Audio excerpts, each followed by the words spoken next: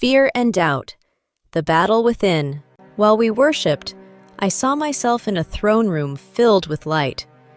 I was kneeling before the Lord as he sat on the throne.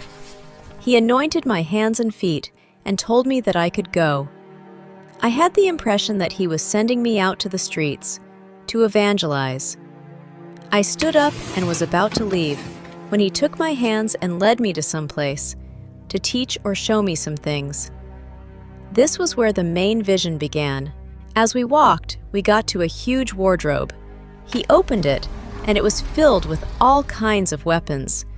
He showed me how to use them, and I tried practicing some myself. They were instruments of war. Then we left there and kept walking. We got to a garden, and he took me in. It was really beautiful, with all kinds of flowers. I heard Antidotes. They were instruments of healing. He took me back to the throne room, and I was on my knees again.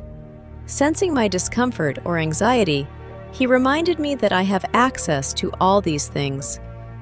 Then I confessed, "I'm afraid." I think he asked, "Of what?" Or I just proceeded to tell him, "I fear many things." I could tell he already knew what I was about to say. In fact, he knew that I was afraid, right from the beginning, but I just needed to say it myself. When I did, he took me to show me some more things. First, he took me to see a baby. It was in a cot, wrapped in clothing, and giggling, with no care in the world. He asked me, Do you think it has any fears? I responded, "Well, it should fear a lot of things, but it doesn't." Then he said, Good. Have that heart. The heart he referred to was the bold attitude of an infant, daring to do or touch certain things they're not meant to.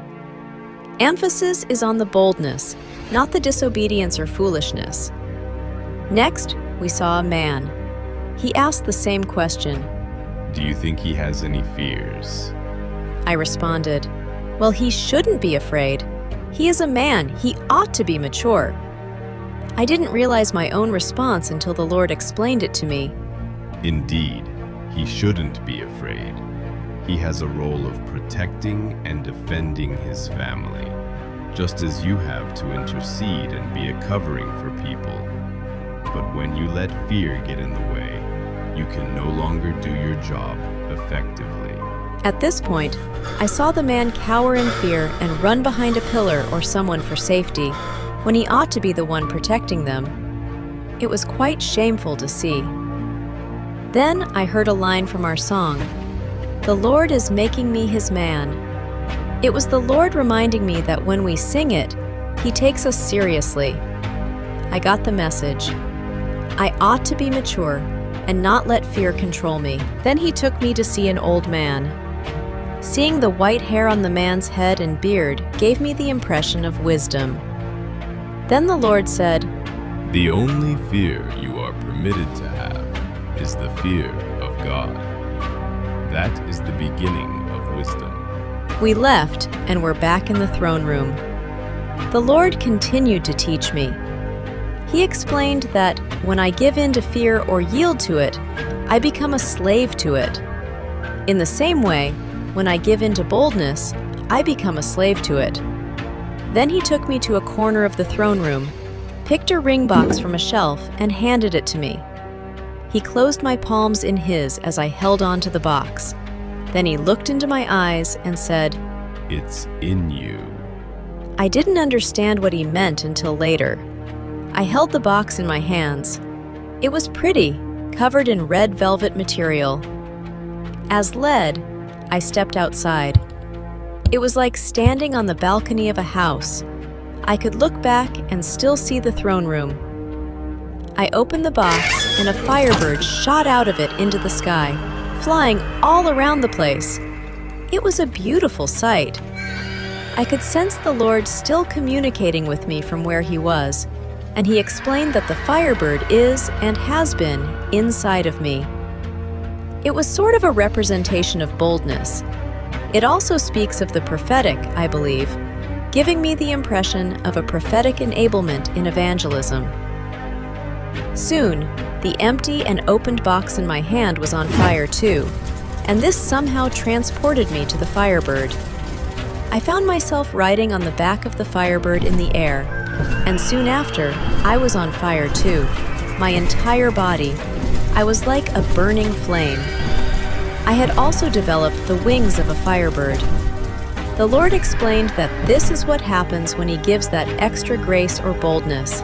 When I feel His Spirit come upon me in more measures, His influence is powerful. However, I shouldn't forget that the Firebird had always been in me. I heard the worship leader mention doubt as we prayed, and it seemed simultaneous, or almost immediate. I was crying to the Lord, "Help me believe," as I found it difficult to believe all He had said so far. Still on the back of the Firebird, I looked in a certain direction and saw a replica of myself. No fire, no wings, just me. But then, it didn't seem to be just me or my usual self. This me looked dead, dirty, whitish and pale, more like a zombie, a walking dead. She had no legs, so it seemed, but just floated in the air, draped in a black-patched, flowing robe. She was Doubt, and she terrified me. I gasped in fear and horror on seeing her.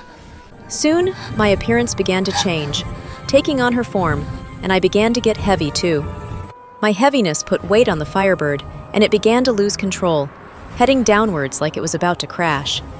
Then I looked up to the Lord, realizing that I should have set my eyes on Him, not on the doubting version of me. Then, my form began to get restored, and my heavy weight began to reduce. The Firebird was coming up again too. But then, my eyes drifted to the ground. All this while, I hadn't looked down to see how high we were above the ground. My gaze had always been on the Lord. However, I had hardly finished recovering my usual self when I looked at the ground and discovered how high we were from the ground. I began to scream and shriek in greater fear, and as you may guess, we were falling, down to the ground. I went into a frenzy, screaming and crying, shouting to the Lord to help me. We were heading to the ground from a great height, and I was sorely terrified, so much that I felt like screaming out loud physically. The next scene I saw was of myself holding on to the Lord as He sat on His throne, back in the throne room. Apparently, the Lord had saved me from that fall, but the Firebird had crashed into the ground. I was holding on to the Lord tightly for my dear life, sobbing and still shaking from fear due to the experience. I began to apologize to the Lord. I was sorry for not believing, which had consequently wrecked the Firebird. So I apologized for both. The Lord reminded me of what He had said earlier. I had yielded to doubt and was becoming a slave to her. Her control was getting strong on me, almost taking my life.